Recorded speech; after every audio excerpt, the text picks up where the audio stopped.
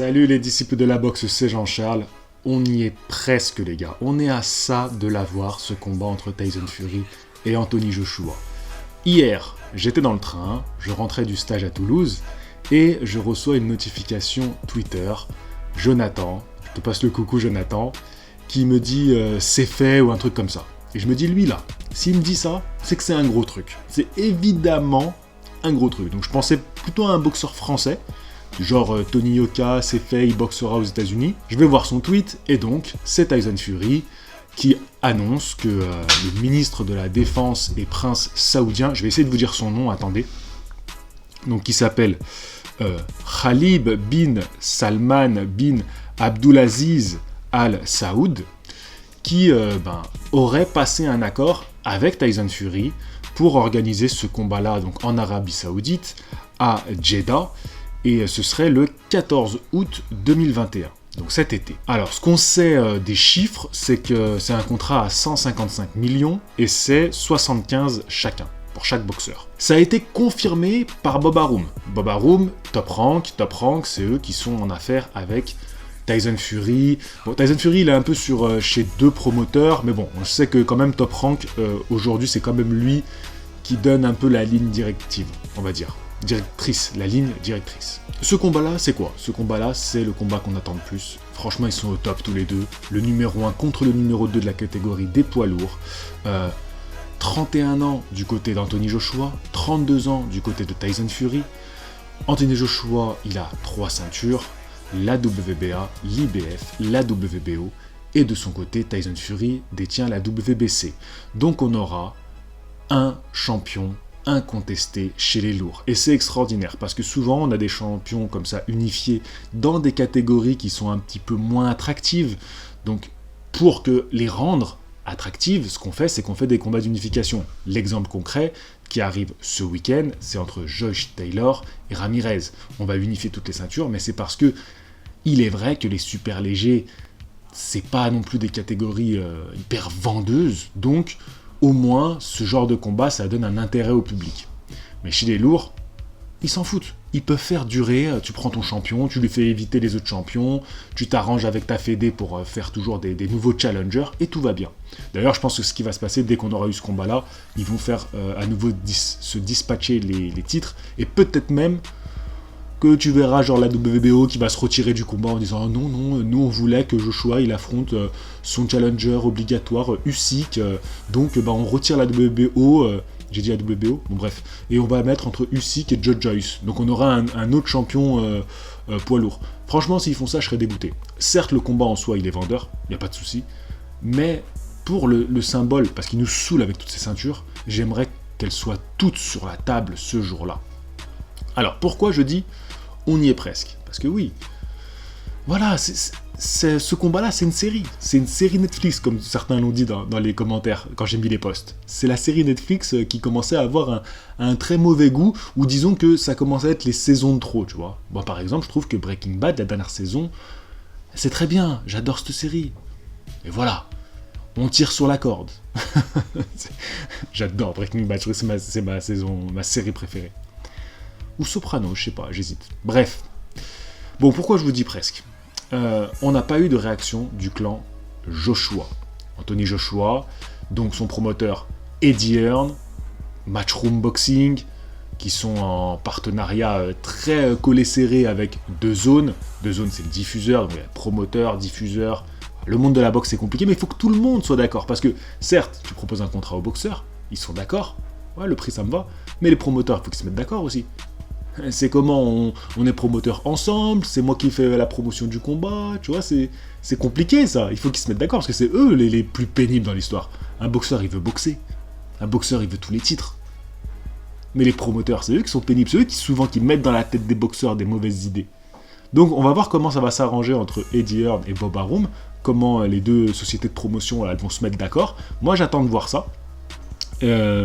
Donc voilà, non, j'ai rien d'autre à dire. Et l'autre promoteur qui peut faire chier aussi, c'est MTK Global, parce que je crois bien que c'est avec lui que travaille aussi Tyson Fury. Il faudrait que j'aille vérifier ça, mais je crois que dans son tweet il l'a cité aussi, donc c'est bien ce que je pensais. Il a bien mis MTK Global et Frank Warren.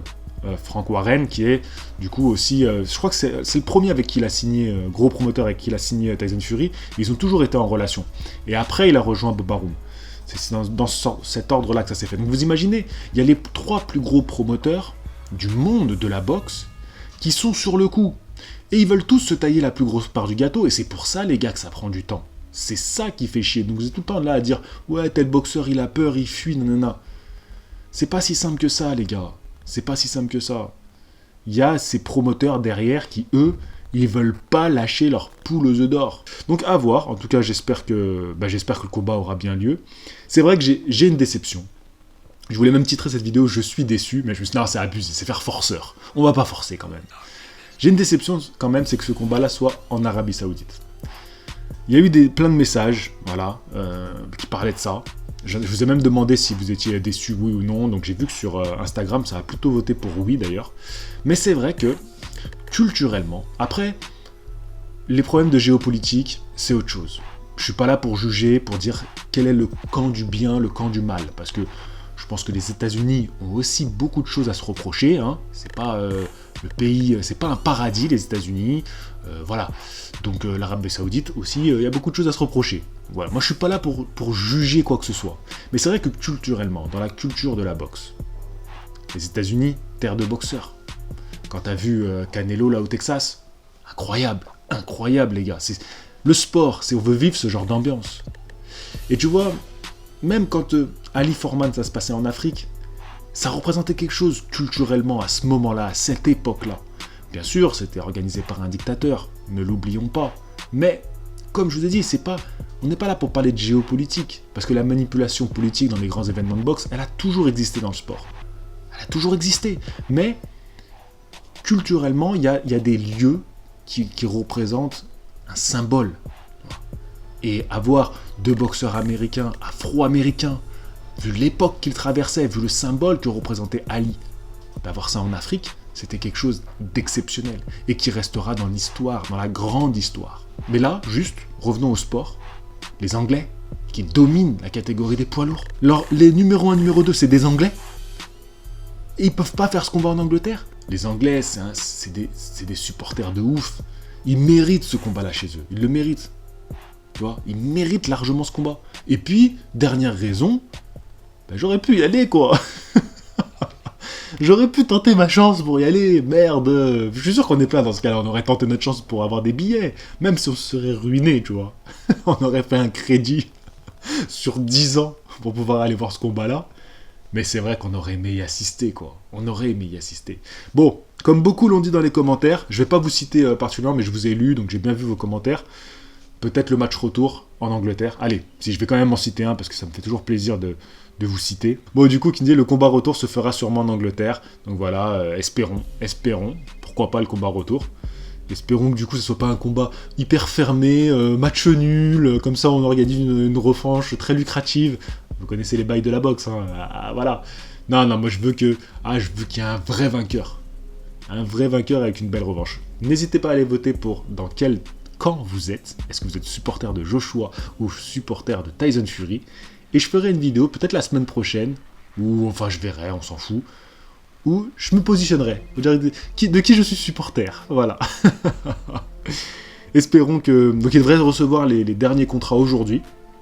Espérons que aujourd'hui, la lundi, Anthony Joshua et Eddie Hearn vont annoncer que c'est fait, que c'est signé. Ce serait quand même cool.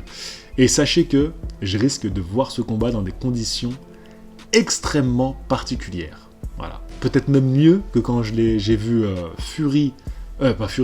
Joshua Klitschko au Japon. Voilà. Peut-être encore mieux que ça, même si ça se fait, c'est sûr que c'est mieux. Allez, je vous dis à la prochaine. Fighting! Je vais te dire un truc que tu sais déjà. Le soleil, les arcs-en-ciel, c'est pas le monde. Il y a de vraies tempêtes, de lourdes épreuves, aussi grand et fort que tu sois, la vie te mettra à genoux et te laissera comme ça en permanence si tu la laisses faire. Toi, moi, n'importe qui. Personne ne frappe aussi fort que la vie. C'est pas d'être un bon cogneur qui compte. L'important, c'est de se faire cogner et d'aller quand même de l'avant. C'est de pouvoir encaisser sans jamais flancher. C'est comme ça qu'on gagne.